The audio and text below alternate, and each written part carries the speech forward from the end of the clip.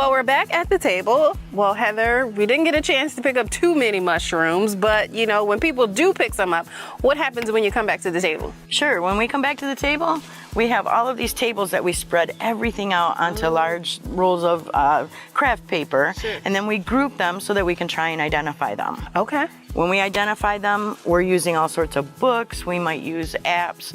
We don't rely ever on just one source, not one single book. Even this was my textbook in school. But we need to rely on several different, and always make sure that your guides are region specific, because we'll go up to the UP and they have totally different species of mushrooms. Yeah, because it's like you say, some may look like one, but then it's actually another. Exactly. And we definitely don't want to, if we're talking edible species, we definitely don't want to mix those up. Definitely not. Okay, and you were mentioning about certifications. You want to talk about that?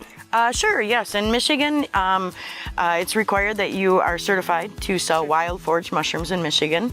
It's a one-day program. People can register. You can actually attend the workshop. It is a pretty intense workshop, but you can, even at a beginner's level, come in and you're going to get something out of it. It's just a really long day, but we use the workshop to reinforce the concepts and the material that's in the workbook. And then once you register for the certified, you get the workbook, and you also get study cards here. Nice. Even non-certified, if you're coming in that way, you're still going to get the workbook. And then hands-on stuff at the workshop. You're going to see microscope stuff. MDARD, who actually issues the certification, they come in and they will talk about rules and regulations for wild foraged mushrooms in Michigan. And then at the end, the non-certified people breathe a sigh of relief and they can go.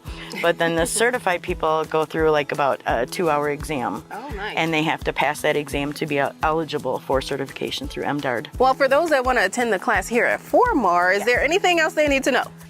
No, please join us. Many eyes are better than just my set of eyes. So you're gonna learn something, and I promise we're not always gonna use Latin names. Yeah.